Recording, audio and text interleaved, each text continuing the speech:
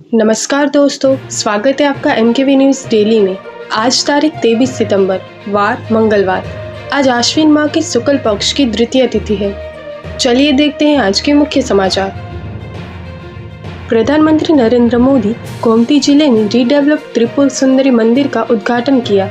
यह मंदिर 51 शक्तिपीठों में से एक है। अंतरिक्ष में बढ़ते खतरे और दुश्मन देशों की सैटेलाइट गतिविधियों को देखते हुए भारत सरकार ने अपने उपग्रहों की सुरक्षा मजबूत करने की योजना बना रही है। मोदी सरकार अब ऐसे खास बॉडीगार्ड सैटेलाइट बनाने की तैयारी कर रही है जो अंतरिक्ष में भारतीय सैटेलाइट की सुरक्षा करेंगे और किसी भी संदिग्ध गतिविधि का तुरंत जवाब देंगे। वहीं देखिए, रक्षा मंत्री राजनाथ सिंह ने सोमवार को कहा कि पाकिस्तान के कब्जे वाला पाकिस्तान यानी कि POK भारत को बिना किसी लड़ाई या हमले के अपने आप मिल जाएगा। POK के लोग खुद आज़ादी की मांग कर रहे हैं और एक दिन भी कहेंगे मैं भी भारत हूँ। बेंगलुरु से वाराणसी आ रही एयर इंडिया एक्सप्रेस के विमान में एक यात्री ने कॉकपिट का दरवाजा खोलने की कोशिश की। उसने दरवाजे का सही पासकोड भी डाला, लेकिन कैप्टन ने हाईजैक के डर से दरवाजा नहीं खोला। पूरे देश में सोमवार से शारदीय नवरात्रि की शुरुआत हो गई है। सुबह से ही देवी मंदिरों में पूजा पाठ की शुरुआत हो गई है। लोगों की भीड़ मंदिरों में पहुंचने लगी है। हिमाचल प्रदेश के शक्तिपीठों के कपाट आधी रात से ही खोल दिए गए। वहीं देखिए, भागवत ने कहा, भारत आंख मूंद कर आगे नहीं बढ़ सकता। अमेरिकी टैरिफ और H-1B वीजा फीस पर जो जरूरी हो वो करना चाहिए। यूपी में जाति लिखने पर वाहनों का चालान होगा। FIR में आरोपी की जाति भी नहीं लिखी जाएगी। जातिगत रैलियों पर भी रोक।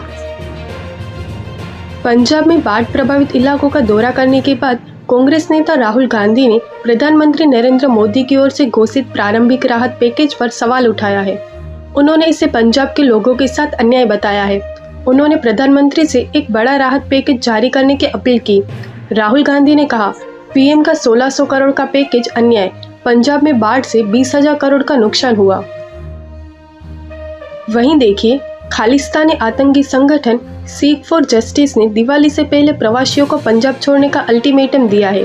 संगठन के सरगना गुरु पतवंत सिंह पन्नू ने एक वीडियो जारी कर दावा किया है कि 19 अक्टूबर तक प्रवासी पंजाब छोड़ दे, वरना उन्हें गंभीर नतीजे भुगतने पड़ेंगे। छत्तीसगढ़ महाराष्ट्र बॉर्डर पर सोमवार सुबह से पुलिस और नक्सलियों के बीच मुठभेड़ चल रही है, जिसमें दोनों तरफ से हुई गोलीबारी में जवानों ने 2 नक्सलियों को मार गिराया। हिमाचल की शक्तिपीठों में नवरात्रि पर उमटी भीड़। नैना देवी के कपाट रात 2 बजे खोले गए। वहीं रंग बिरंगी फूलों और आकर्षक लाइटों से सजाए गए मंदिर। अमित शाह ने सूरत में इस्कॉन मंदिर की आधारशिला रखी। वहीं राजकोट में सहकारी समितियों की आम बैठक में शामिल होंगे। सुप्रीम कोर्ट ने अहमदाबाद में हुई प्लेन क्रैश में पायलट की गलती को लेकर उठ रही चर्चाओं को अफसोसजनक बताया। इसके लिए कोर्ट ने सोमवार को केंद्र सरकार, नागरिक उड्डयन महानिदेशालय और विमान दुर्घटना जांच ब्यूरो से जवाब मांगा है। नेपाल में PM सुशीला कार्की की कैबिनेट में शामिल हुए 4 नए मंत्री। सीरिया में 58 साल बाद यूनाइटेड नेशंस महासभा में शामिल होगा।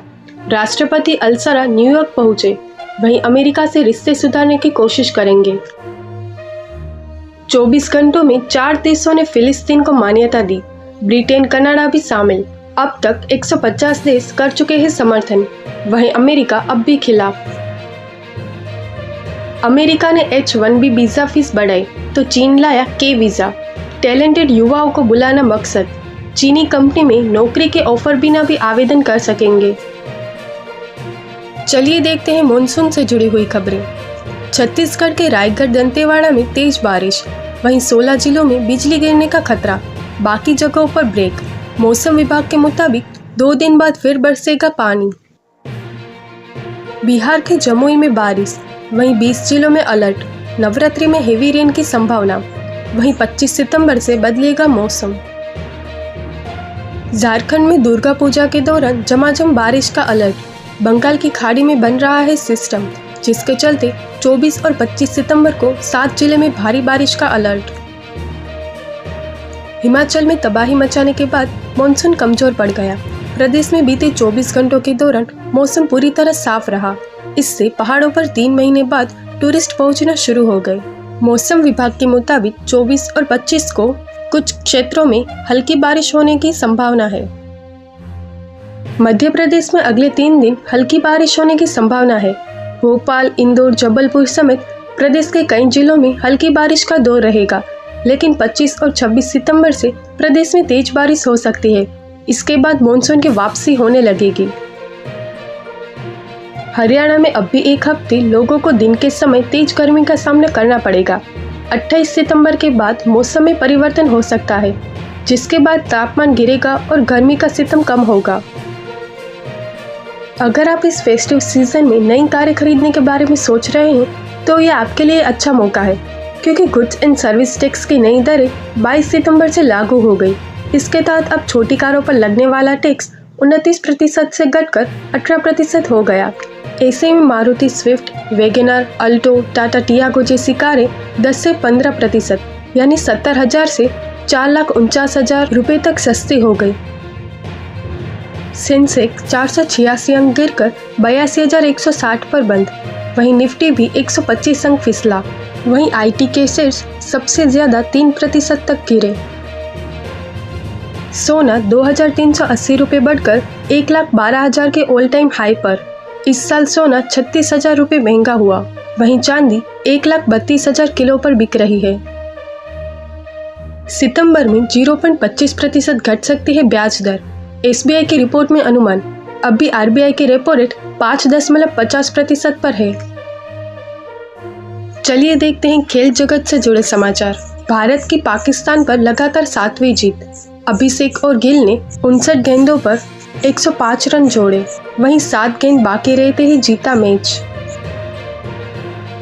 इंग्लैंड ने आयरलैंड को हराकर 2-0 से सीरीज जीती। आखिरी टी20 में 6 विकेट से हराया। चलिए देखते हैं जॉब से जुड़ी हुई खबरें। Institute of banking personal selection यानी IBPS ने देश भर में रीजनल रूरल बैंकों में क्लर्क और ऑफिसर समेत कई पदों पर 13,000 से ज़्यादा वैकेंसी निकाली है। इस भर्ती के लिए आवेदन की आखिरी तारीख 21 सितंबर थी, जिसे आगे बढ़ाकर 28 सितंबर तक कर दिया गया। उम्मीदवार ऑफिशियल वेबसाइट पर जाकर आवेदन कर सकते हैं। बिहार कर्मचारी चयन आयोग ने स्टेनोग्राफर और स्टेनोग्राफर टाइपिस्ट ग्रेड 3 के पदों पर भर्ती का नोटिफिकेशन जारी किया है। उम्मीदवार ऑफिशियल वेबसाइट पर जाकर आवेदन कर सकते हैं। एकलव्य मॉडल स्कूल में टीचिंग और नॉन टीचिंग के 7,000 से ज़्यादा पदों पर भर्ती निकाले हैं। उम्मीदवार ऑफिशियल वेबसाइट पर जाकर आवेदन कर सकते हैं। ऐसे ही महत्वपूर्ण खबरें देखने के लिए MKV न्यूज़ डेली को अभी सब्सक्राइब करें। साथ ही बेल आइकन दबाना ना भूलें ताकि आप मिस न करें कोई भी अपडेट। जय हिंद, जय भारत।